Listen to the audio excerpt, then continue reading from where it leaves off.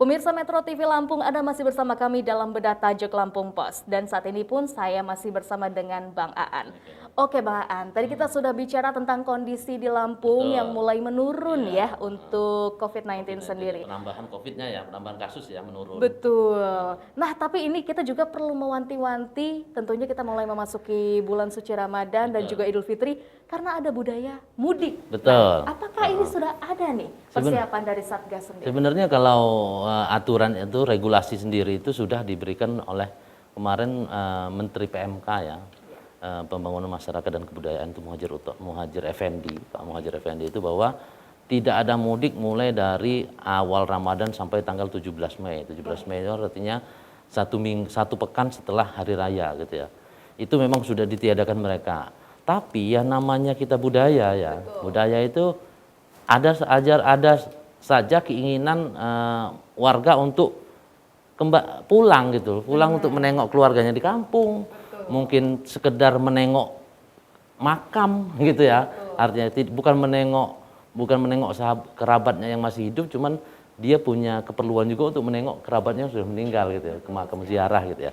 Nah, itulah yang harus kita antisipasi gitu ya. Itu yang salah satunya regulasi itu. Yang kemudian regulasi kedua adalah kemarin juga dikeluarkan untuk tata cara ibadah tarawih. Ibadah tarawih dan sholat id itu sendiri. Kemarin digulirkan oleh menteri itu bahwa ibadah tarawih itu dipersilahkan, tapi memang masyarakat itu mobilitasnya jangan terlampau tinggi gitu. Kalau mau tarawih di tempatnya sendiri, gitu loh. Artinya di masjid terdekat, di musola terdekat, silakanlah tarawih gitu loh. Tidak pula dengan frontal misalnya ada 1-2 orang yang bukan warga sana tiba-tiba diusir gitu, bukan. Siapa tahu memang kerabatnya warga yang ada masih bertandang ke sana gitu. Cuman tinggal kita menjaga protokol kesehatan itu tetap memakai masker, mencuci tangan, menjaga jarak gitu, dan membatasi mobilitas gitu. Nah, mencegah kerumunan. Nah, itu yang harus kita tetap disiplin ya. Ramai-ramai kita menjaga itu agar kasus ini tetap penambahannya terus menurun gitu, sampai ditekan sama sekali gitu. Oke, nah iya tentu saja kita memang mengetahui banyak sekali ya rutinitas di bulan Ramadan. Betul. Selain daripada ibadah tarawih, ada juga tentunya jalan-jalan sore, jalan-jalan subuh ya. Ngabuburit, betul. Sebenarnya semuanya juga boleh saja terlaksana asalkan protokol kesehatan tetap dilakukan. Itu kuncinya sebenarnya kan gitu. Kemarin juga ada yang Pemkot menyediakan tempat jualan takjil khusus gitu ya. Takjil khusus itu mungkin untuk memudahkan pengendaliannya, misalnya menyediakan tempat cuci tangan, kemudian ada pengawasan tentang masker segala macam, jangan mencegah kerumunan gitu. Ya itu artinya memang ada upaya pemerintah kota untuk menekan itu dengan membuat satu kawasan khusus yang bisa diawasi gitu. Itu salah satu strateginya gitu. Dan tentunya saja dibutuhkan adanya pengawasan yang ketat dari para petugas ya. Nah itu sebenarnya secara implisitnya itu memang petugas gitu ya yang mengawasi. Cuman sebenarnya secara psikologis seluruh masyarakat ini berupaya untuk saling mengingatkan sebenarnya.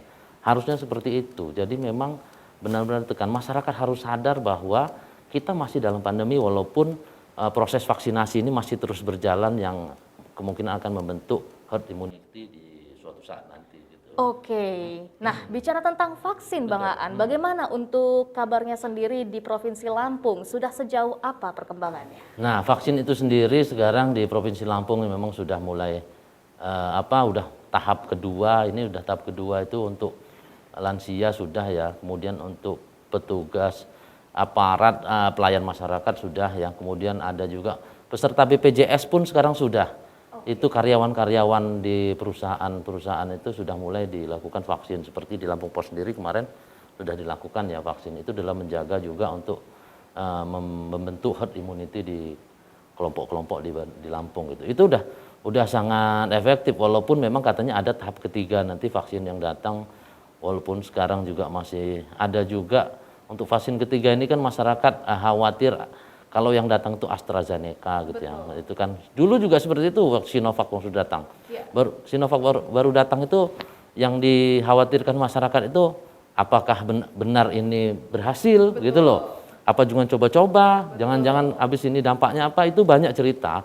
Walaupun itu ada beberapa hoax ya. Ini beda lagi vaksin AstraZeneca. Ini membuat masyarakat akan semakin gampang lagi gitu loh. Itu yang untuk meyakinkannya, apalagi di beberapa tempat di belahan dunia sana itu ada kasus-kasus kematian, pembuluh darah dari AstraZeneca. Nah ini yang bagaimana pemerintah untuk kembali meyakinkan masyarakat bahwa vaksin yang diberikan oleh pemerintah itu benar-benar aman, halal dan bermanfaat, itu yang.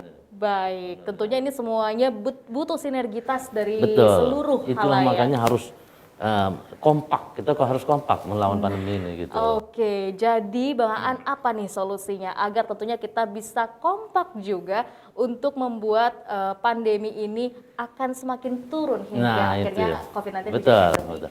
Jadi memang solusinya satu-satu solusi adalah kita bersama-sama ya, termasuk masyarakat. Masyarakat benar-benar harus sadar bahwa perilaku kita sendiri inilah yang akan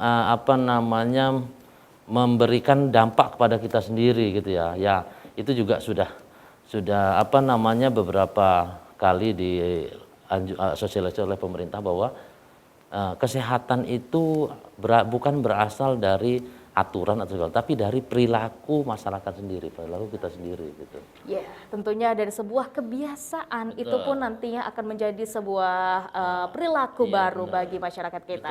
Oke, terima kasih Bang Aan. Baik pemirsa Metro TV Lampung, demikian bedah tajuk Lampung Pos kita kali ini. Namun jangan kemana-mana, karena kali ini kita juga akan membahas trending topik apa saja yang ada di multi platform Lampung Pos Group lainnya. Tetaplah bersama kami.